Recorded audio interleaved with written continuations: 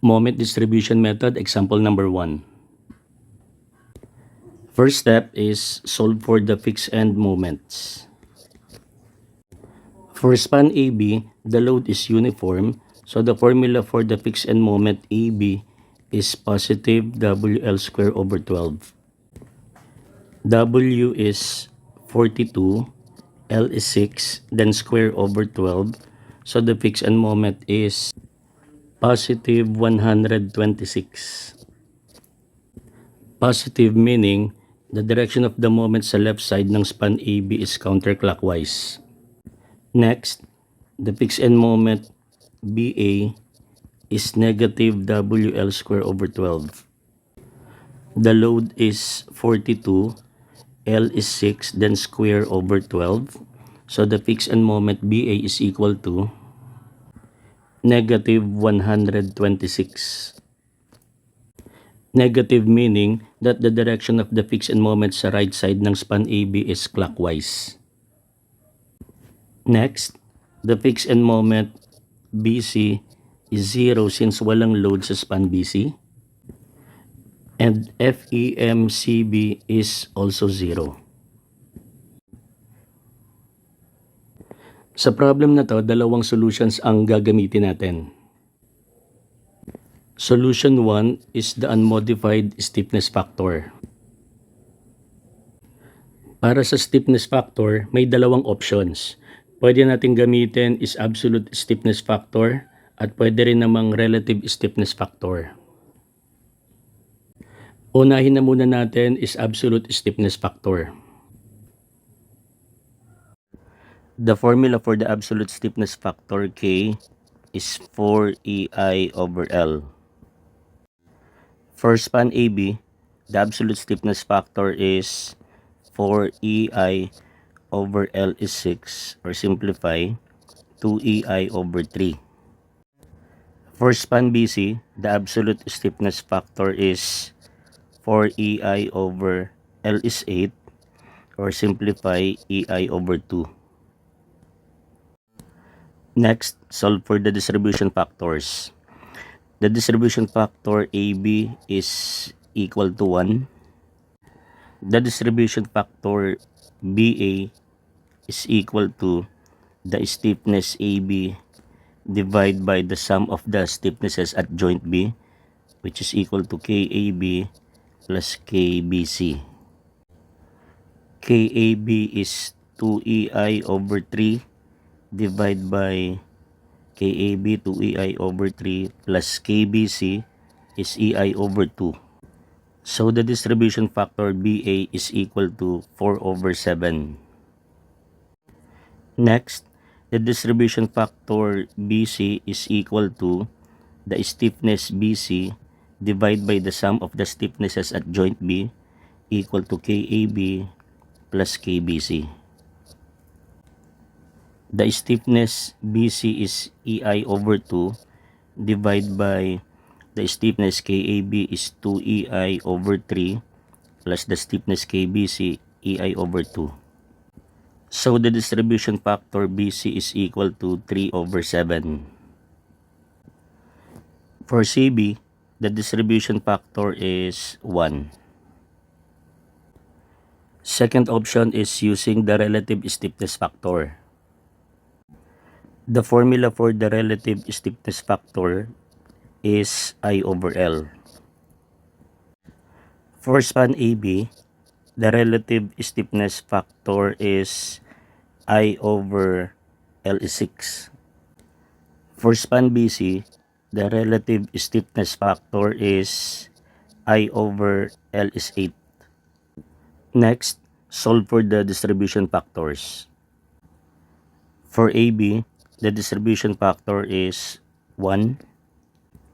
For BA, the distribution factor is equal to the stiffness AB divided by the sum of the stiffnesses at joint B equal to the stiffness AB plus the stiffness BC.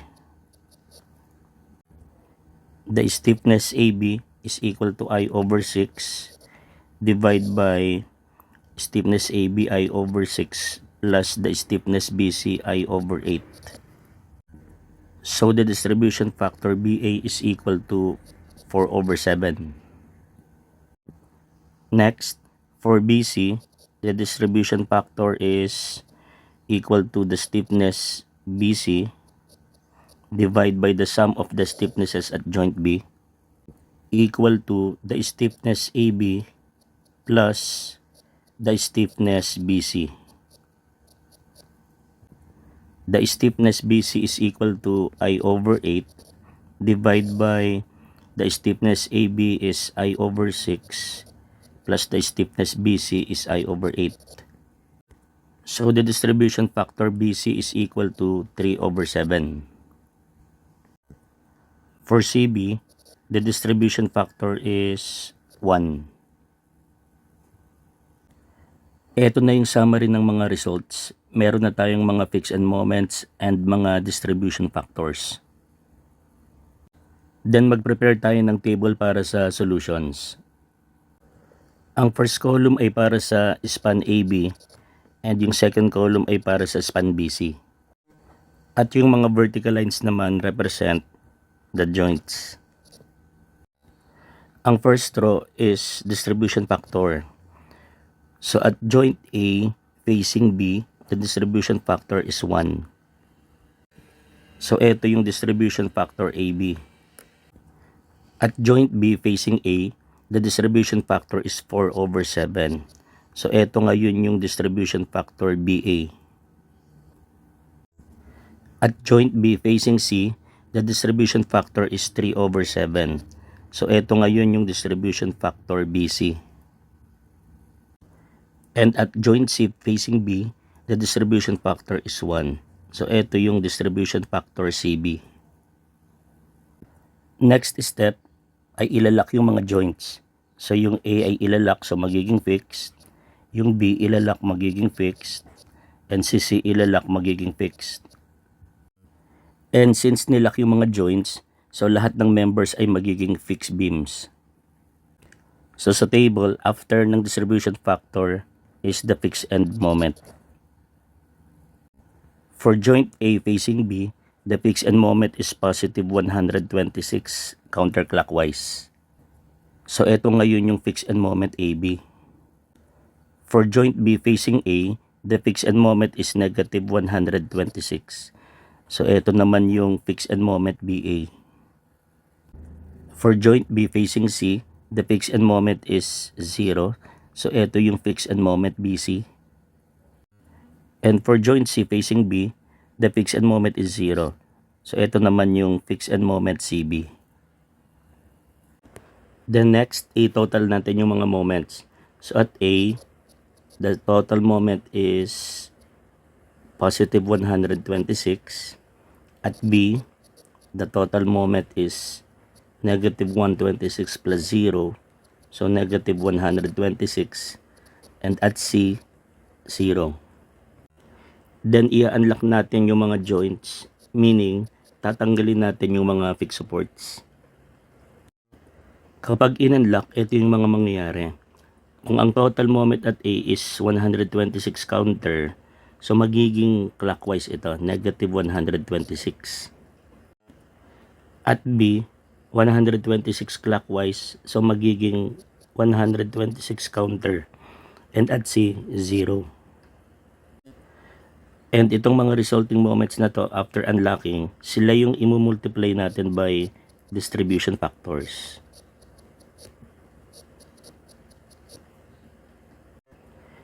Etong negative 126, imumultiply by the distribution factor which is 1.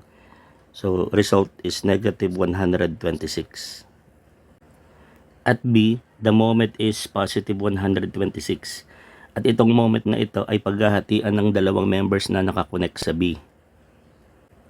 Sa kaliwa ni B, ang moment is positive 126 times the distribution factor sa kaliwa which is 4 over 7.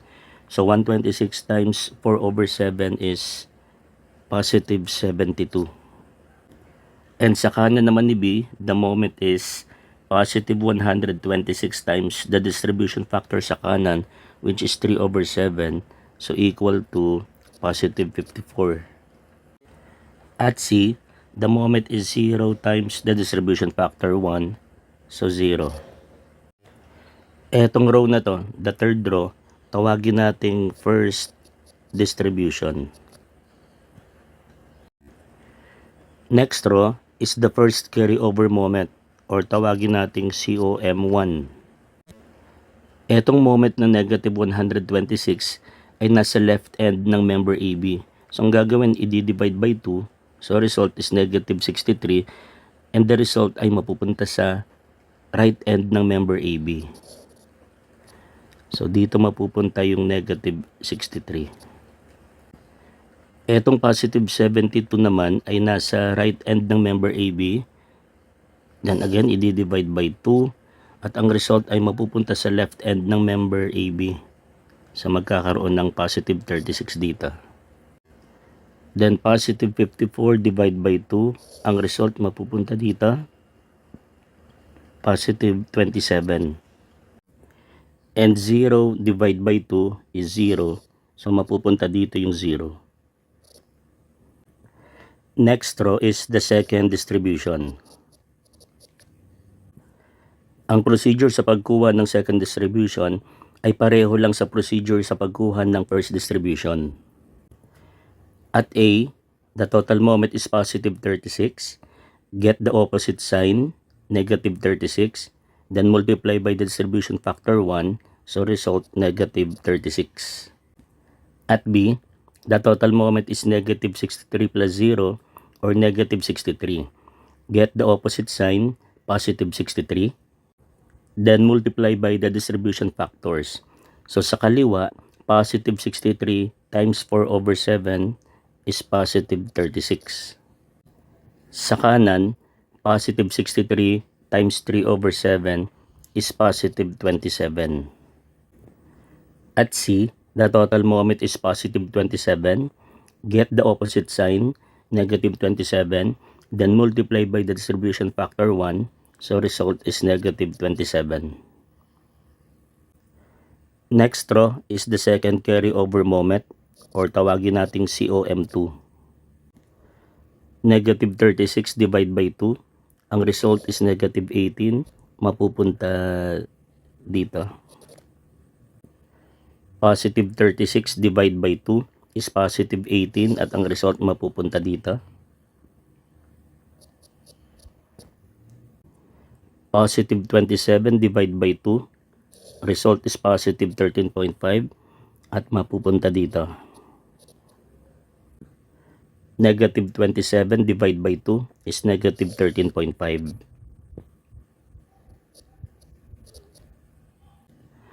Next row is the third distribution. At A, the total moment is positive 18. Get the opposite sign, negative 18. Then multiply by the distribution factor 1. So result, negative 18. At B, the total moment is negative 18 plus negative 13.5 equal to negative 31.5. Get the opposite sign, positive 31.5. Then multiply by the distribution factor. Sa kaliwa, positive 31.5 times 4 over 7 is positive 18. Sa kanan, positive 31.5 times 3 over 7 is positive 13.5. At C, the total moment is positive 13.5. Get the opposite sign, negative 13.5. Then multiply by the distribution factor 1. So result is negative 13.5. Ang kapansin-pansin, habang paulit-ulit natin ginagawa yung process, ang mga values ay paliit ng paliit. And take note na itong mga distributions, sila yung mga results nung in-unlock natin yung mga joints. So ang question is, kailan natin ititigil yung process? Actually, may dalawang dahilan kung kailan natin ititigil yung process. Ang unang dahilan, kapag ang mga values ay very small or negligible. And obvious naman, para mangyari yung small values, mahaba-habang proseso pa ang gagawin natin. Ang pangalawang dahilan para itigil na yung process ay kapag ang summation ng last two rows ay 0. Kapansin-pansin na ang total nitong dalawang ito ay 0, ito ang total ay ganun din 0, ito ang total ay 0, at ito ay 0.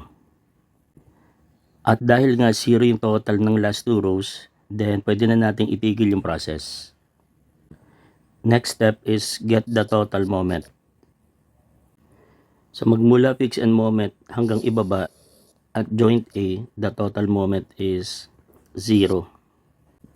Sa kaliwa ni B, the total moment mula fix and moment hanggang ibaba is negative 81.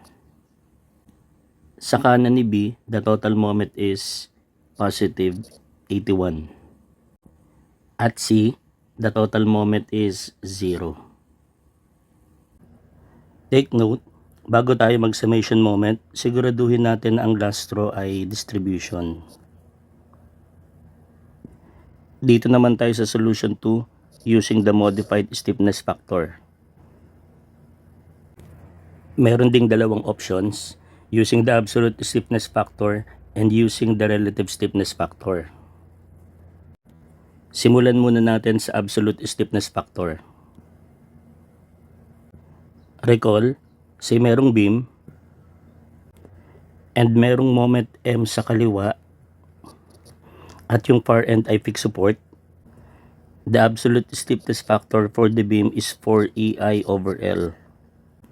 Sa far end, magkakaroon ng carryover moment equal to M over 2. Next, consider this beam. Sa kaliwa ay nag-apply ng moment M and yung far end ay hinge or roller. The absolute stiffness factor for this beam is 3EI over L. Sa far end, the carryover moment is 0 since the far end is hinge or roller. Sa problem na ito, gagamitin natin yung modified absolute stiffness factor 3EI over L.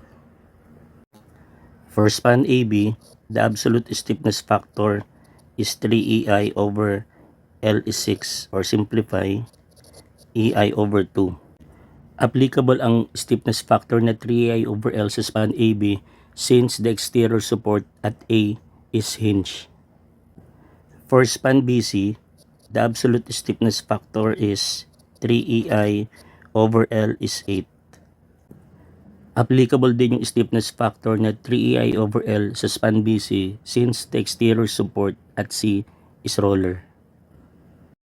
Next, solve for the distribution factors. For AB, the distribution factor is 1. For BA, the distribution factor is equal to the stiffness of member AB divided by the sum of the stiffnesses of the members connected sa joint B equal to the stiffness AB plus the stiffness BC.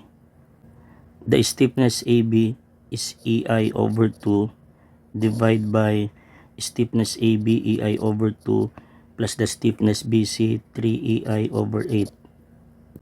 So the distribution factor BA is equal to 4 over 7. For BC, the distribution factor is equal to the stiffness of member BC divided by the sum of the stiffnesses of the members connected sa joint B equal to the stiffness AB plus the stiffness BC. The stiffness BC is 3EI over 8 divided by the stiffness AB is EI over 2 plus the stiffness BC is 3EI over 8. So the distribution factor BC is equal to 3 over 7. For CB, the distribution factor is 1. Dito naman tayo sa second option using the relative stiffness factor. The formula for the relative stiffness factor is I over L. Pero itong formulang ito ay para sa unmodified stiffness factor. So kapag ginawang modified, multiply ito by 3/4. Ito yung idea. Kapag unmodified stiffness factor, the formula for the absolute stiffness factor is 4EI over L. And kapag naman relative is I over L. Kapag modified stiffness factor naman, the formula for the absolute stiffness factor is 3EI over L, or parang ganito yan, unmodified, which is 4EI over L, na multiply by 3/4. So ang nangyari, yung unmodified stiffness na 4EI over L, kapag multiply by 3/4 ay magiging 3EI over L, which is the modified stiffness factor. So para sa relative stiffness, kung ang unmodified is I over L, then i-multiply ito by 3/4 para maging modified. For span AB, the relative stiffness factor is I over L is 6 times 3/4 or equal to I over 8. For span BC, the relative stiffness factor is equal to I over L is 8 times 3/4 or equal to 3I over 32. Next, solve for the distribution factors. For AB, the distribution factor is 1.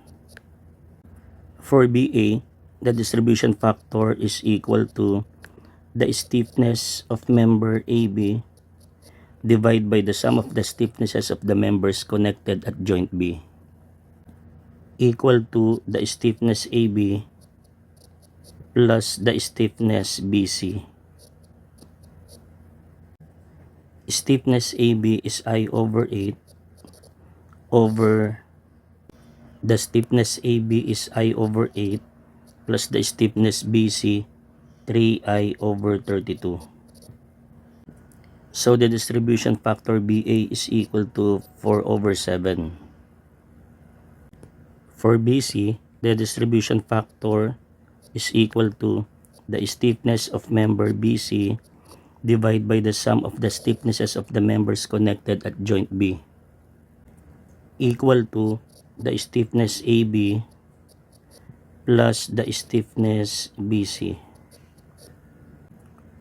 Stiffness BC is 3I over 32 over the stiffness AB I over 8 plus the stiffness BC 3I over 32. So the distribution factor BC is equal to 3 over 7. For CB, the distribution factor is 1. Ngayong mayroon na tayong mga peaks and moments and distribution factors, next is mag-prepare na tayo ng table. At A, the total moment is positive 126. Get the opposite sign, negative 126, then multiply by the distribution factor 1, so result is negative 126. At B, the total moment is negative 126 plus 0 equal to negative 126. Get the opposite sign, positive 126, then multiply by the distribution factor. Sa kaliwa, the moment is positive 126 times the distribution factor 4 over 7 equal to positive 72. Sa kanan, the moment is positive 126 times 3 over 7 equal to positive 54. At C, the total moment is 0 multiplied by the distribution factor 1, so the moment is 0.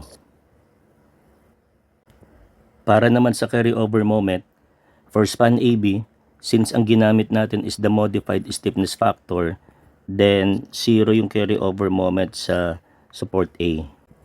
For span BC, ganun din, since ginamit natin is the modified stiffness factor, then 0 yung carryover moment at support C. So 0 na yung mga carryover moments at A and at C. Negative 126 divided by 2 is negative 63 at ang result mapupunta dito. So negative 63. 0 divided by 2 is 0 at ang result ay mapupunta dito. Para sa second distribution, since 0 itong moment na to, then 0 din ito. And at C, since 0 ito, then 0 din ito. At B, the total moment is negative 63 plus 0 equal to negative 63. Get the opposite sign, so positive 63, then multiply by the distribution factor.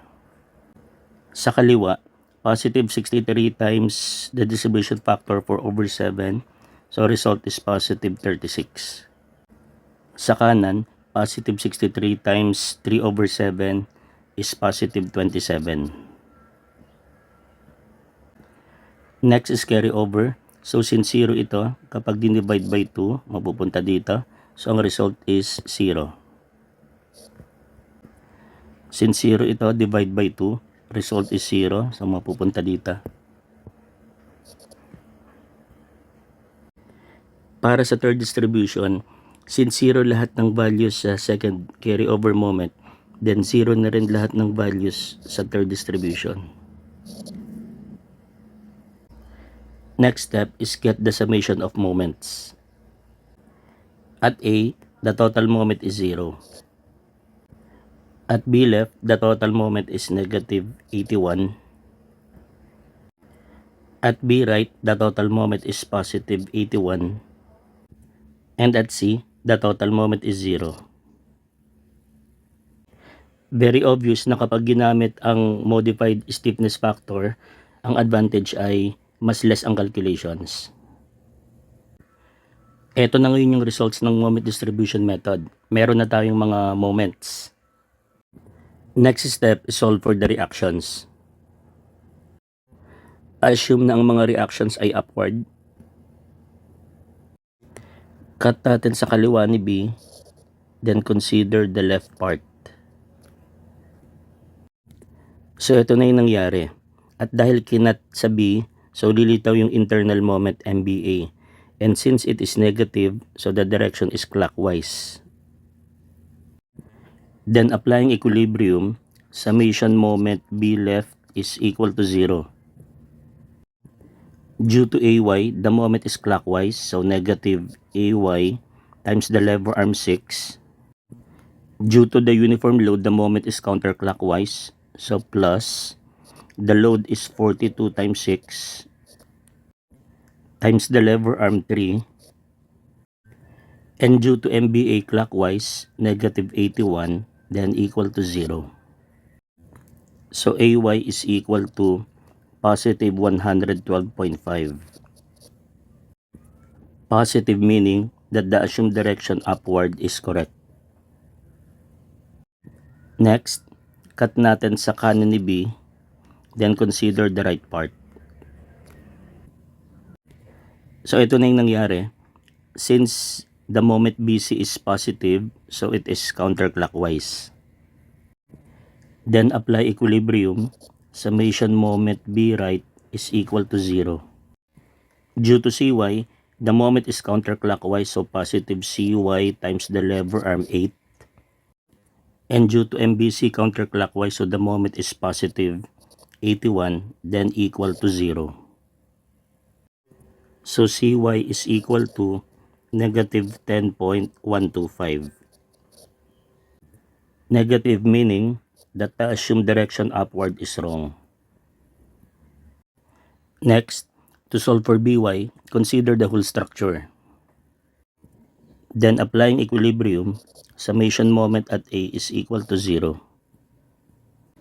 Due to BY, the moment is counterclockwise, so positive BY times the lever arm 6. Due to CY, the moment is clockwise, so negative 10.125 times the lever arm 6 plus 8, so 14. And due to the uniform load, the moment is clockwise, so negative. The load is 42 times 6 times the lever arm 3, then equal to 0. So that BY is equal to positive 149.625. Positive meaning that the assumed direction upward is correct. Then check the results by applying vertical equilibrium. summation forces along y is equal to 0. AY is upward, so positive 112.5. BY is upward, so positive 149.625. CY is downward, so negative 10.125. And the uniform load is downward, so negative 42 times 6, then equal to 0. At ang nangyari, yung left side ay equal sa 0, so yung results ay correct.